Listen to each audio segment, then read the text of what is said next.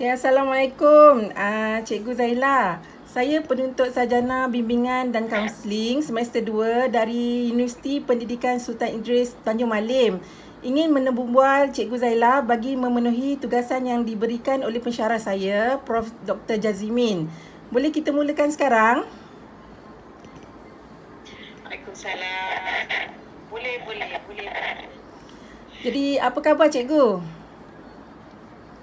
Alhamdulillah, sihat. Okay, sebelum kita Awak melanjut...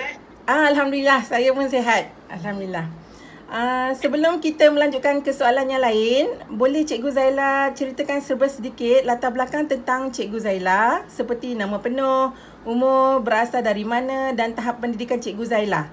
Sekarang Cikgu Zaila bekerja di mana dan jawatan sekarang apa yang disandang oleh Cikgu Zaila? Okey, nama penuh Nura Zaila binti Abdul Nasir. Okey, saya berusia 33 tahun. Berasal memang dari Johor. Okey, lulusan ijazah sarjana muda pendidikan bimbingan dan kaunseling dengan kepujian daripada Universiti Utara Malaysia. Telah berkhidmat hampir 10 tahun di SMK Taman Daya 2 Johor Bahru, PPD Pasir Gudang sebagai guru bimbingan dan kaunseling. Oh, lama juga dah Cikgu bekerja sebagai guru bimbingan dan kaunseling ya? Alhamdulillah. Adakah Cikgu merupakan kaunselor di sekolah itu sepenuh masa? Ya.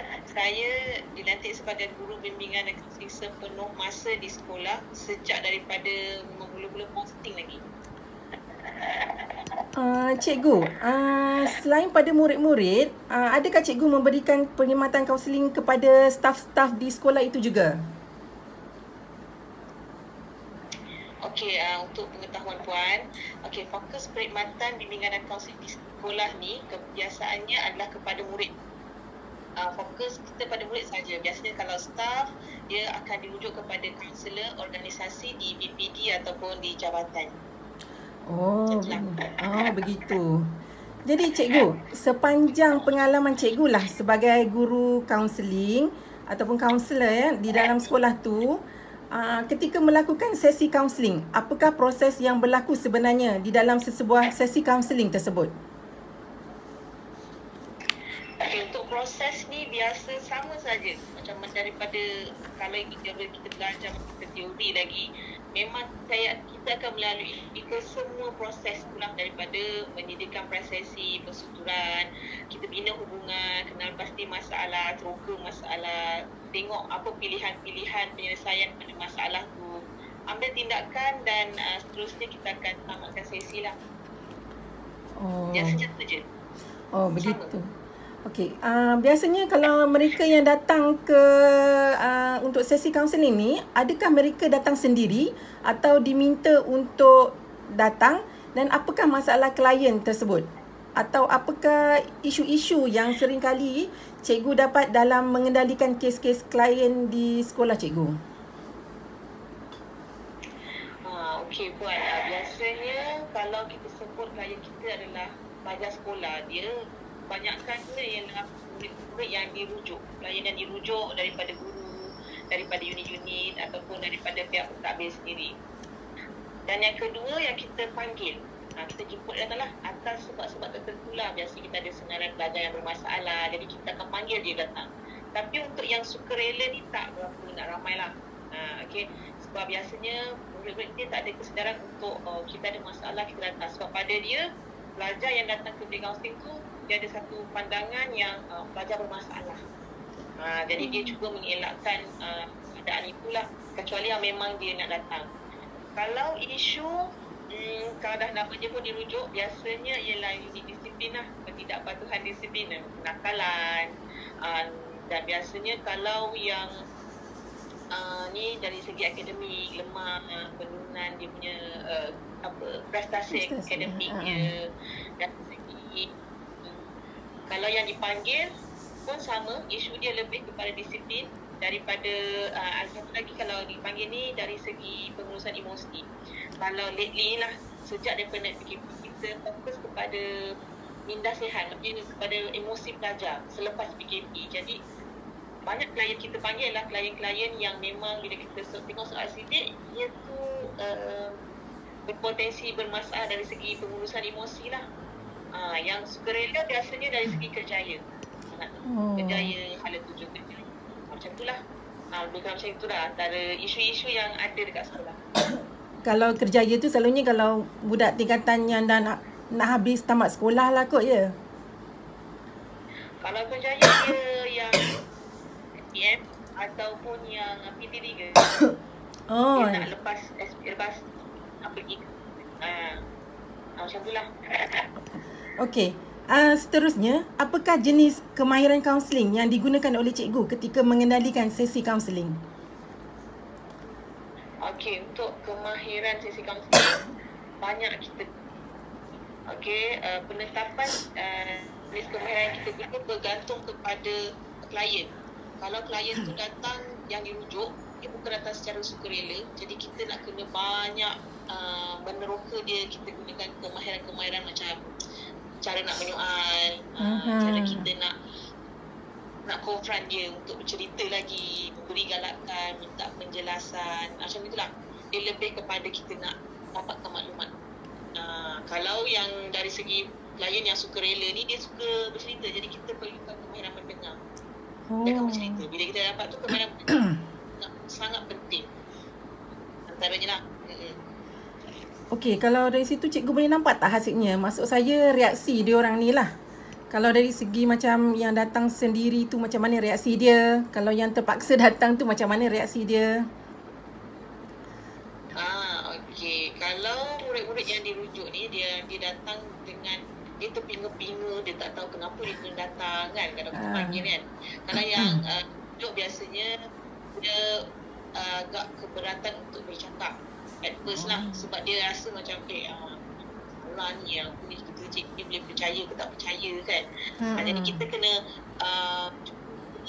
selami dia, bawa dia kepada yang paling penting, ini hubungan dulu lah. Kalau dia percaya kita, baru dia akan teruskan bercerita tu. Jadi dia akan memberi respon.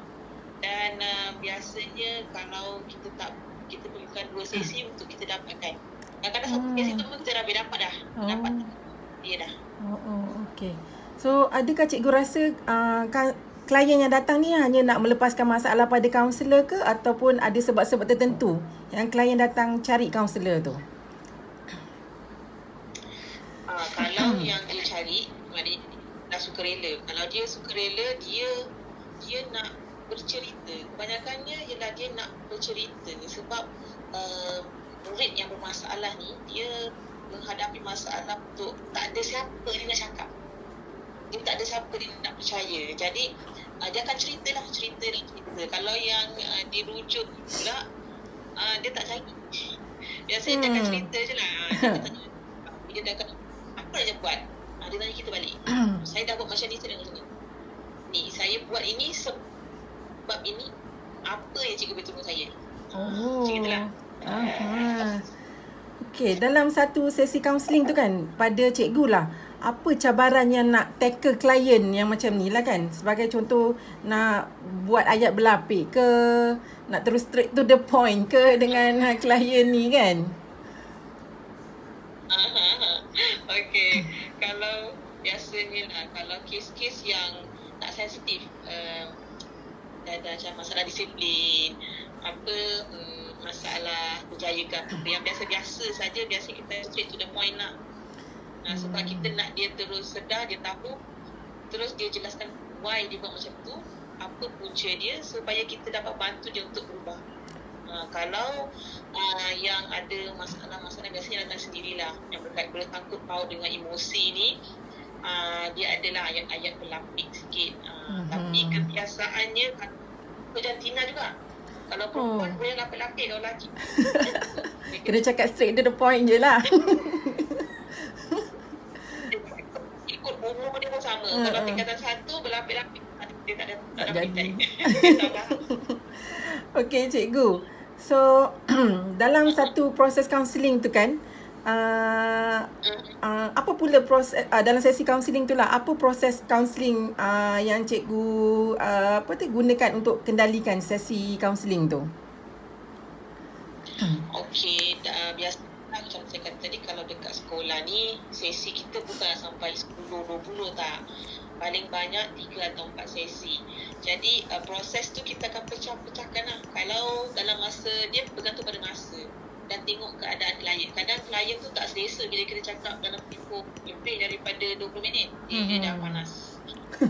Jadi kita macam kita nak proses sama, masih sama, tapi nak dapatkan, kadang-kadang satu sesi tu cuma untuk dengar dia cerita je, habis dah. Jadi kita akan ikut proses sama saja. 7 dari. Okey, cikgu.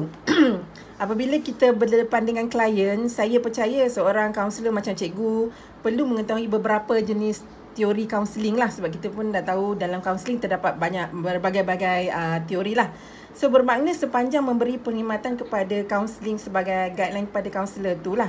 Namun saya percaya sebagai seorang kaunselor, cikgu mesti ada memegang satu teori yang sering kali cikgu gunakan dalam sesi kaunseling yang cikgu lakukan. Jadi apakah teori yang cikgu pegang atau yang digunakan oleh cikgu dalam sesi kaunseling yang cikgu lakukan kepada klien cikgu? Okey, untuk dalam range umur remaja lah, maknanya klien saya daripada umur 13 hingga 18 tahun. Jadi dalam kalangan remaja ni saya lebih gunakan teori REBT, Rational Emotive Behaviour Therapy tu. Jadi dengan adanya teori tu, kita nampak dia punya, kita sebenarnya nak bawa murid kita tu atau klien kita tu kepada kepercayaan dia rasional. Kenapa dia perlu macam tu? Kenapa dia perlu berkelakuan seperti ini? Dia kena ubah sebab ni dia punya fikiran dia lebih kepada kepercayaan diri sendiri kan. Kalau kita tengok teori mana ya, Erikson, kalau silap saya, dia ada kata dalam umur ini berlakunya kekeliruan identiti. Dia nak cari identiti dia. Masa tu dia nak jadi teori-teori yang saya pegang ialah REBT lah, bila mengendalikan sesi. Sebab benda tu biar cepat, dia dapat titik, dia nak cepat.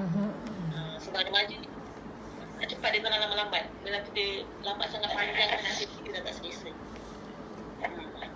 Okey, teori ni yang kita tahu tadi, cikgu dah gunakan teori REBT. So kita tahu teori yang cikgu pakai ni sebagai guideline lah, supaya kita sebagai seorang kaunselor tak lari daripada tujuan asas sesi kaunseling itu diadakan lah.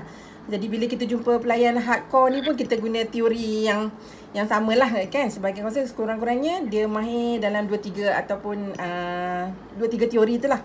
Okey, lantas bagaimana pula cikgu mengaplikasikan teori kaunseling yang dipegang oleh cikgu yang untuk digunakan dalam sesi kaunseling? Okey, untuk mengaplikasikan teori kaunseling yang saya pegang lah, kita tengok balik kepada sistem pula. Dia punya konsep dalam REBT tu, dia ada A dengan dia punya peristiwa B, apa kepercayaan tidak rasional dia, C jadi emosi dia, apa yang terjadi. Benda ni kita akan saya pakai tu, apa emosi dia, bila dah jadi macam ini, apa yang terjadi dia.